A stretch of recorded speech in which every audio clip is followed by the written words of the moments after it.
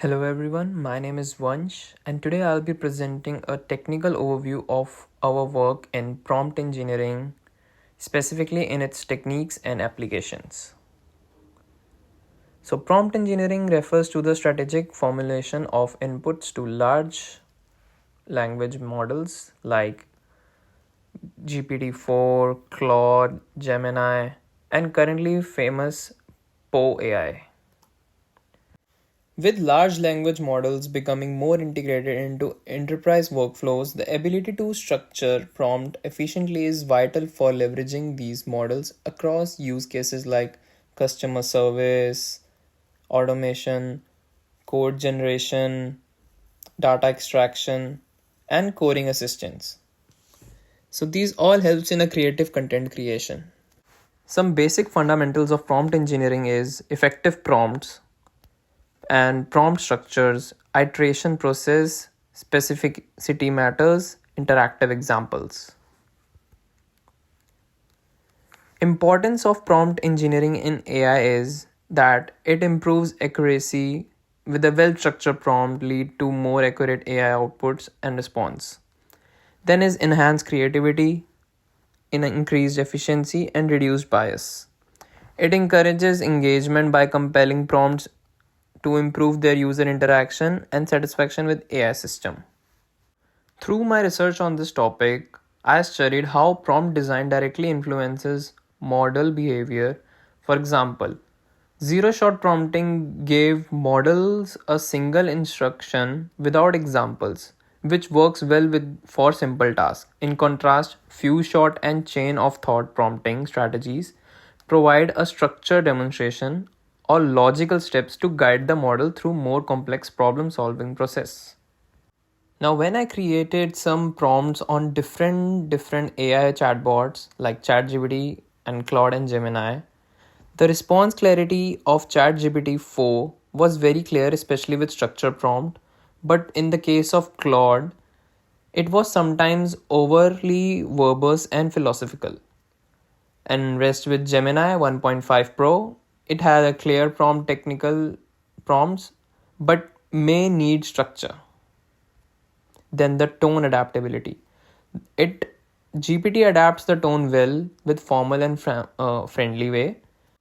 Claude is strong empathy and a natural tone, whereas Gemini just tends to sound neutral and robotic without prompt tuning. So it lacks basic user interaction in tone adaptability. Then the context retention. GPT is excellent. It remembers long threads and nested logics. Claude is good but occasionally forgets earlier instructions. And Gemini moderates it with drop text in longer interactions. Like it does not carry anything in a nested logic like ChatGPT. Then bias handling. So bias handling in GPT was occasionally a mirror bias from trained data. Claude, on the other hand, actively tries to avoid bias, and Gemini reinforces subtle bias without mitigation. Then is the coding support. Coding support is great with examples and error debugging in ChatGPT, but Claude often describes less and it shows more of a error based codes rather than a complete code. Gemini, on the other hand, is good, especially with structured programming prompts. So it's a more of a coding based site if you want to try.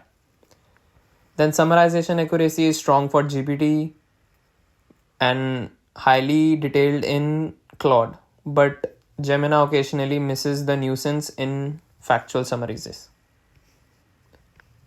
Then creative writing in GPT is balanced. In Claude, it's very human-like and engaging storytelling, but Gemini is more of a formulaic based and lacks emotional depth.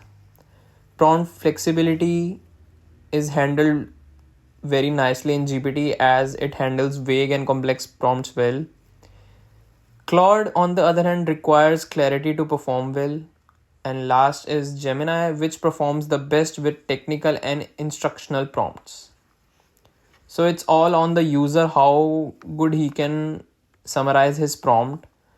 In vagueness, if he's more vague with his prompt, then GPT handles it the best. Then the speed of response in GPT-4 has a slight delay, especially in GPT-4 with browsing. The Claude is fast and stable, and on the other hand, Gemini is very quick and snappy. So here you can see the prompt tuning versus fine tuning comparison in my presentation. Now this is what I came out of my research, the types of prompting techniques. So first one is zero shot. It uses clear direct prompt for unexpected responses. Then is chain of thoughts. Encourage multi-steps reasoning with structured prompts. Then is few shots. Provide examples to guide specific output expectations. Next is contextual. Incorporates background formation for enriched responses. Last two is basically based on the paragraph thing, that if someone wants to write a document over a specific topics, then we can have iterative refinement and role based. This is the flowchart for zero shot, few shot, and chain of thoughts. Then is impact of length and specificity on AI responses. First is business outcomes. Well-crafted prompts drive significant AI performance improvement. Then is user experience. Create prompt enhance user interaction with AI system. Then is prompt quality. High specificity leads to more accurate AI responses. Length consideration. Optimal length ensures clarity without ambiguity. Then is contextual relevance. Using relevant context improves AI understanding and output. Then is trial and error. Testing various prompt refines and optimizes result. Feedback loop. Gathering feedback aids in owning prompt effectiveness. This is the simple flow of using contextual information in prompts. Then is common errors in prompt design. Lack of specificity, overly complex structure, ignoring context, inadequate examples, ambiguous language, assuming prior knowledge, neglecting tones and style, and skipping testing. The main problem with user is that they assume prior knowledge for that particular AI. That they think that AI understand already what query they have in their mind, and GPT is gonna have the answer for it. You need to add the context before you can even go on for what are you looking for, because it's an AI.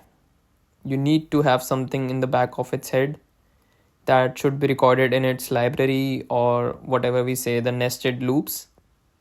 So if it has the information for that particular thing you are looking for, it can provide you a better output for it. Next we have is optimizing prompts for different AI models. Model specific best practices for prompt construction. Understand the strengths and weaknesses of each AI model. For example, use precise language and explicit context with GPT for detailed response, while Claude may thrive under broader instruction, allowing creativity or flexibility. This is the handling bias and ethical concern table. Likelihood based on likelihood, minor, moderate, major, and severe. These are some real world application of prompt engineering, customer support, context generation, as you can see. Then is the case study in customer support and context generation. This is the chain what I have understood with my research I did on prompt engineering. The problem phase is customer experience, long wait times for responses. Solution is offered that integrated AI-driven chatbots for immediate assistance. Benefit is it reduces response time and more satisfied customers. Approach: we should identify the issue, gather data on common customer inquiries and complaints. Design prompt: create a structured prompt for AI to handle queries. Then test the solution, evaluate performances in real world customer scenarios. And lastly is the monitor feedback, gather customer feedback to continually improve prompts. So since the video is pretty long for my HD panel presentation, this is all the data I could basically tell you, and 3 minutes was not enough for my presentation on HD panel. So I'm really sorry if the video is too long for the actual submission, but that's the whole content I learned and I figured out while researching for prompt engineering. Thank you so much.